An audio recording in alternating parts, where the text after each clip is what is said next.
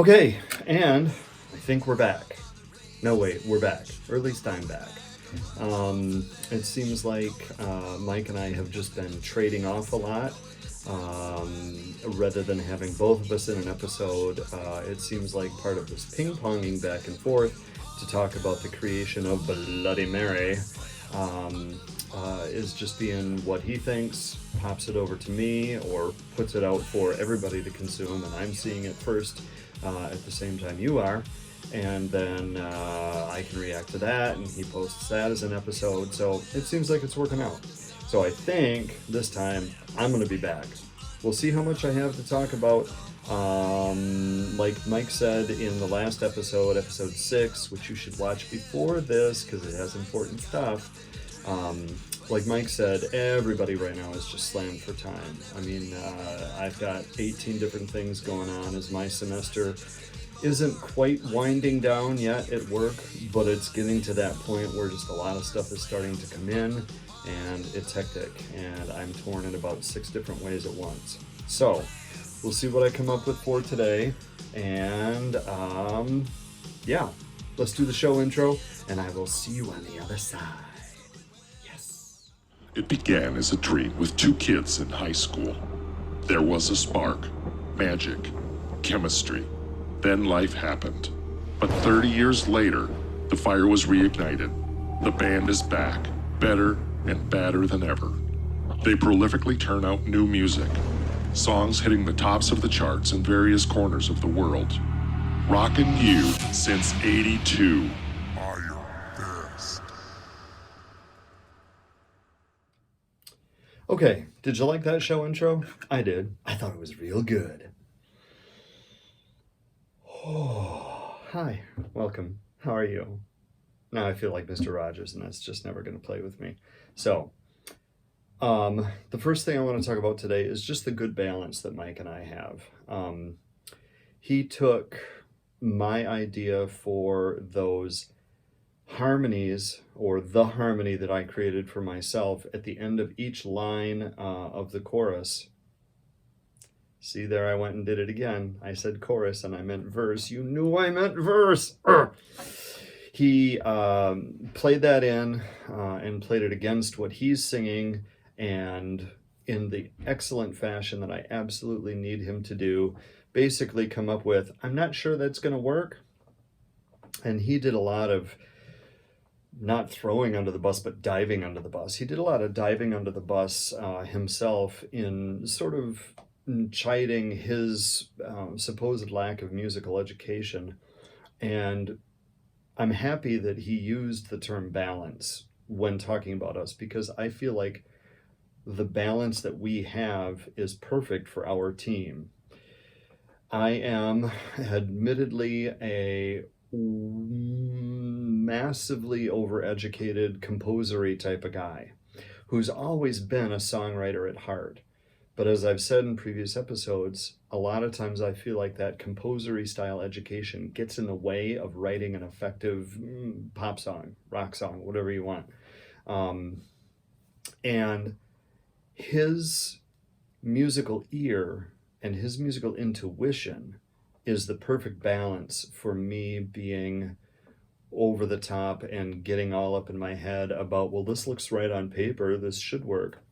So it's just really important, I think, if you're going to have a partnership in anything, but in our particular case in songwriting and just being bandmates, if you're going to have a partnership, I feel like it's really important to have a balance. And we complement each other so well that it's just meant to be. We were MFEO. A little Sleepless in Seattle for you. Anyway, so I was really pleased with what he ultimately came up with during that. You know, he laid the parts in first with the keys, and then he actually went in and sang them, questioned, is anybody actually going to be able to sing this? And I feel like, yes, I can, because I'm the one who came up with it. Ba-da-da-da-da. I feel like I can find that, but I also felt like I could find the harmony part I created for myself in On Its Way in the break.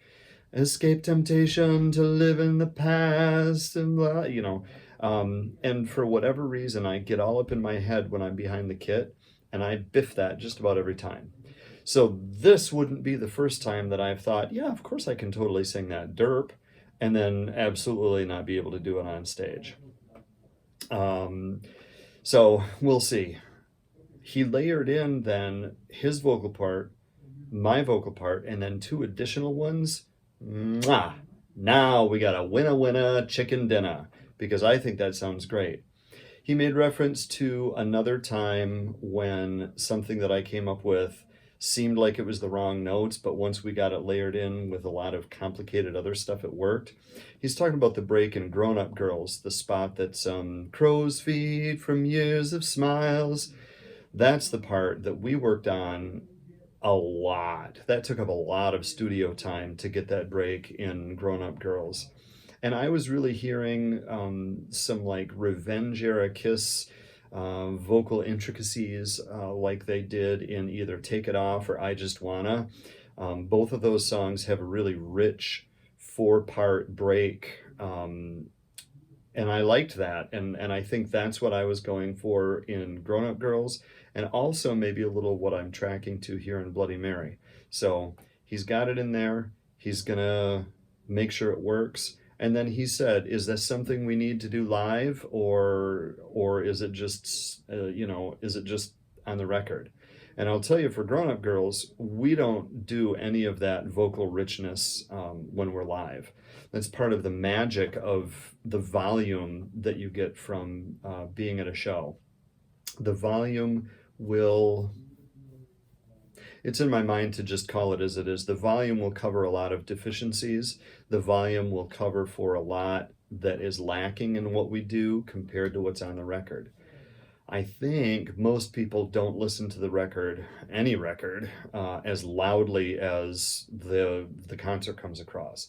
It's just part of the concert experience. It's loud. I've been to all kinds of different concerts. I've been to Indigo Girls, and they are loud. That's part of the concert experience. It's loud. I don't know anybody who sits and listens to the record that loudly.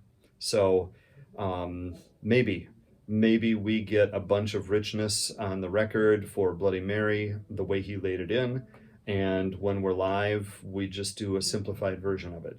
Maybe with him and me and Frank and Rachel doing that real high part that he laid in, maybe we can do the whole thing live.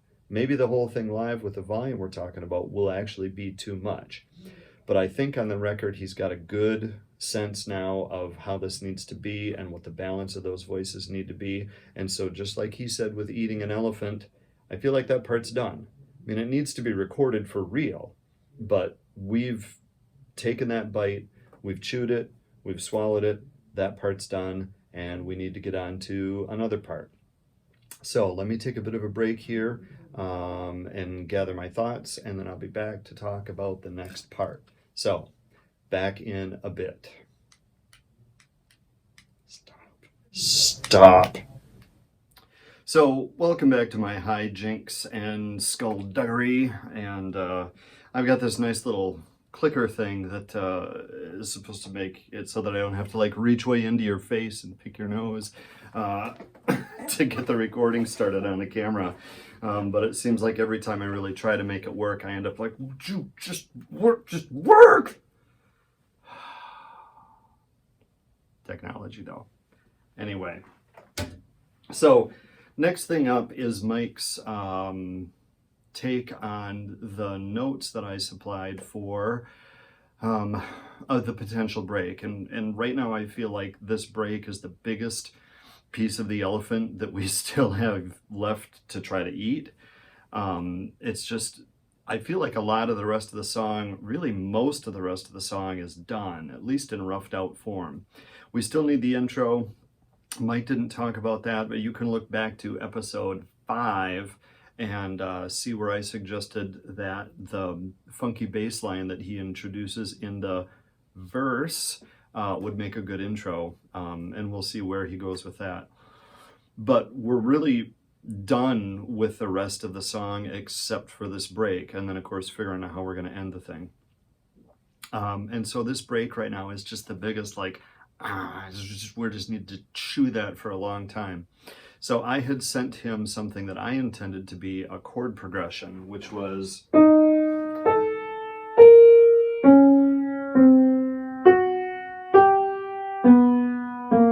And I thought each of those would be their own chord and last a measure. So this is way faster than the tune is, but 1, 2, 3, 4, 1, 2, 3, 4, 1, 2, 3, 4, 1, 2, 3, 4, 1, and so forth. So I was just envisioning those as being chords, which gives us 1, 2, 3, 4, 5, 6, 7, 8 measures, and then this would be the downbeat of the next block of 8. Well, possibly because of the speed at which I played him, and possibly because he's got his own ideas, he took what I had and ran with it as kind of a noodling figure. And so you watched in last episode, episode 6, how he's doing just that.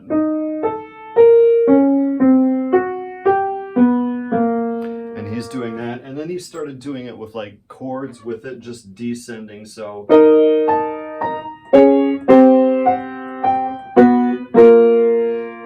I'm not too concerned about the quality of the chords he's putting there as much as I am just getting the idea of them across.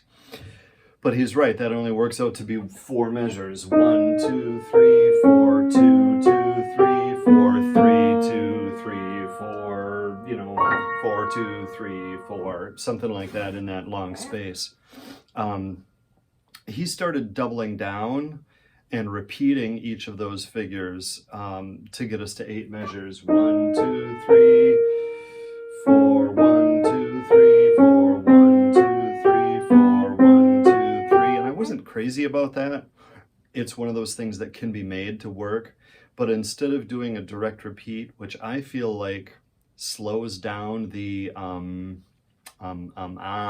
ominousness of the progression, I would rather see us do what he did, the noodling thing with the chords underneath. This is chords underneath. I don't know. This is like bar chords. I don't know.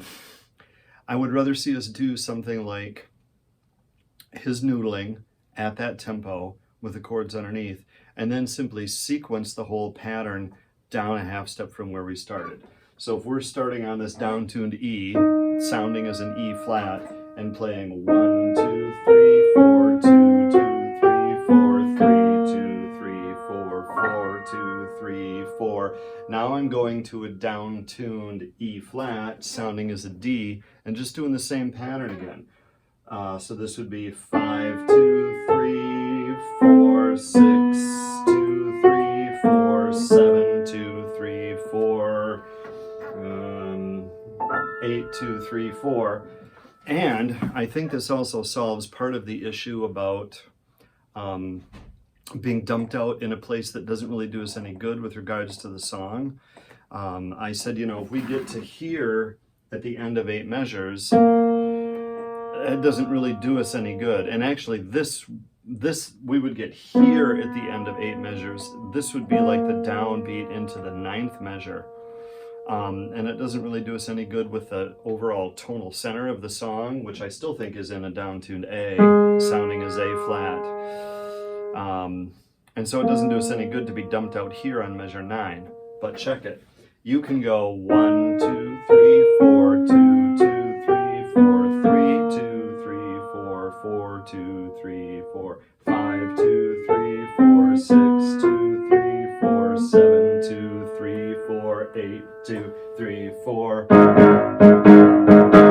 2, 3, 4.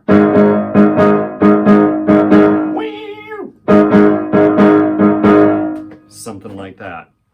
That ending here on this down-tuned B flat, sounding as an A, puts us just a half step above the tonic of the key. And that could be something nice to get us out of this too. So we're into this spacey, spooky, what do you say, ookie dookie? I don't know what you're talking about, mate. This sort of spacey ookie dookie thing where it's like, oh, I'm dreaming. Ooh. And then we need to get back into something rocking, like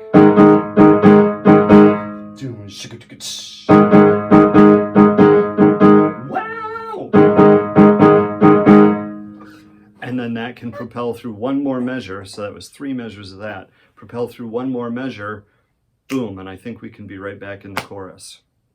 So that's my thoughts about that. Let me very visibly now get my clicker and see if I can turn this off in one go. Nope, didn't work. Try it again. 2 goes. And now we're back here at the desk just for really what I think of as going to be wrap up for today. I don't feel like Mike's right. Sometimes when we're really into the nitty gritty of this, and I'm going to actually look at my notes to make sure I'm saying everything I want. But now that we're really in like the nitty gritty of really trying to find the right fit for the parts that we need. It's like a puzzle, right? We've got all the pieces. Actually, it's wrong. We're trying to put together a puzzle that's missing 24 pieces, and they're just gone, and so we actually have to make them ourselves. We have to fabricate, a little My Cars Shop plug. We have to fabricate the parts.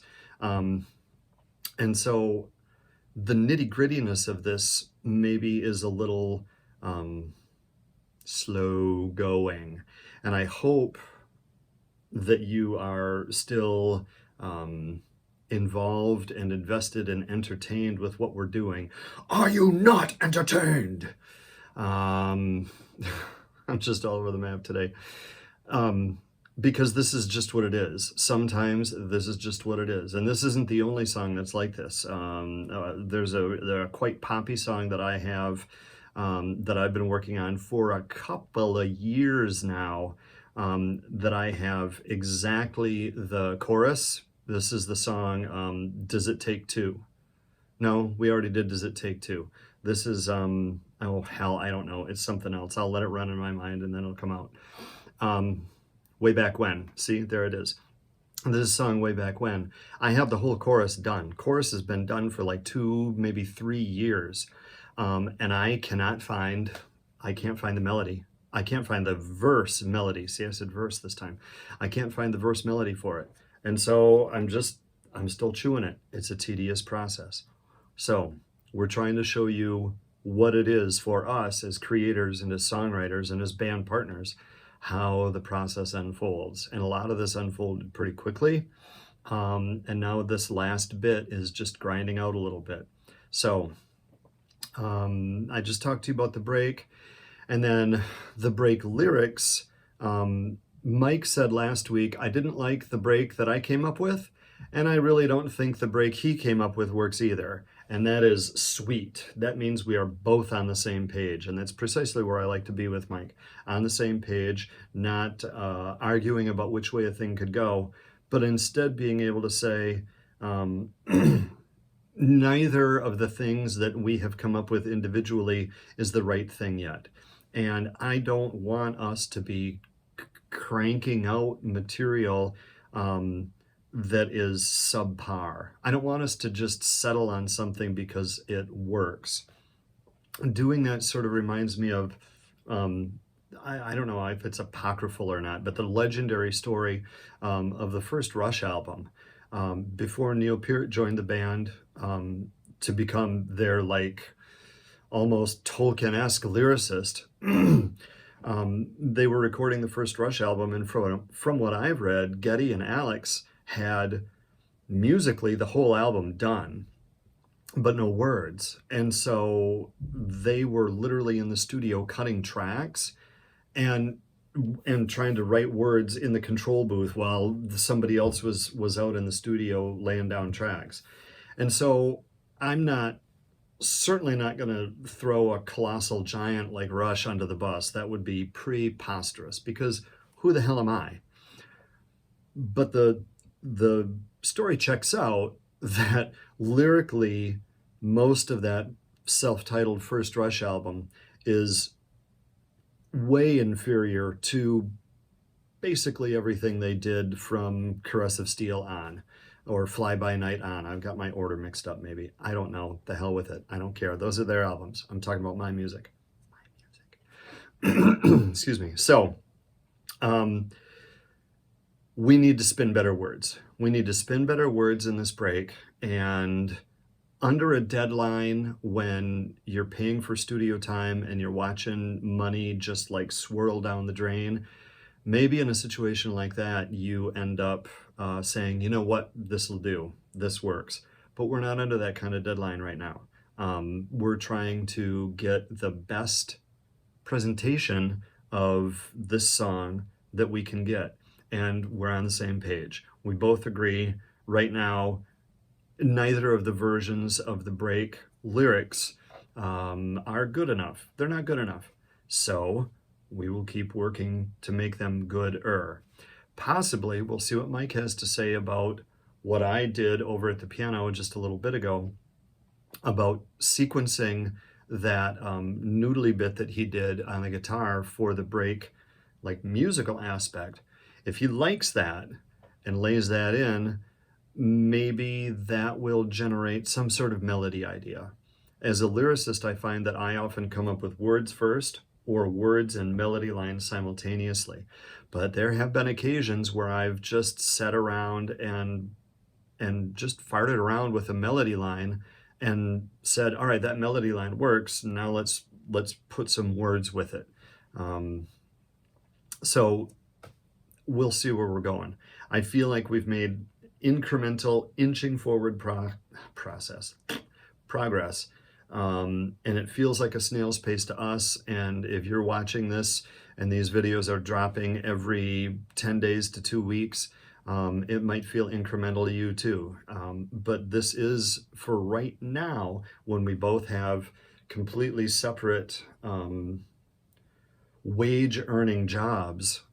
This is how we work. And sometimes one of us gets to have a burst of time or a burst of creativity, and a whole bunch gets done at once.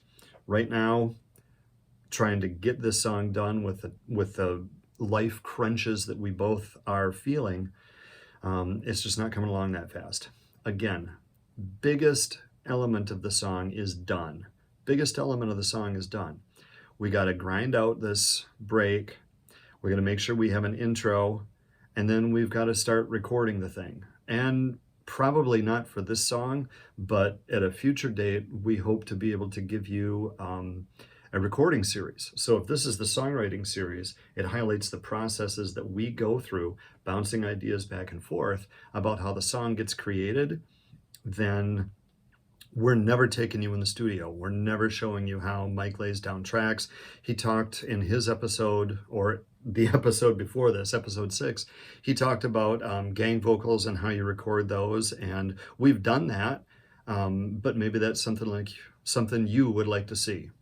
So I'm going to sign off for right now and deliver all this stuff to Mike and see how he can stitch it together. A reminder, please, if you like what we're doing, we would love the subscribe. We would love you to hit the little bell. We would love comments in the comment section.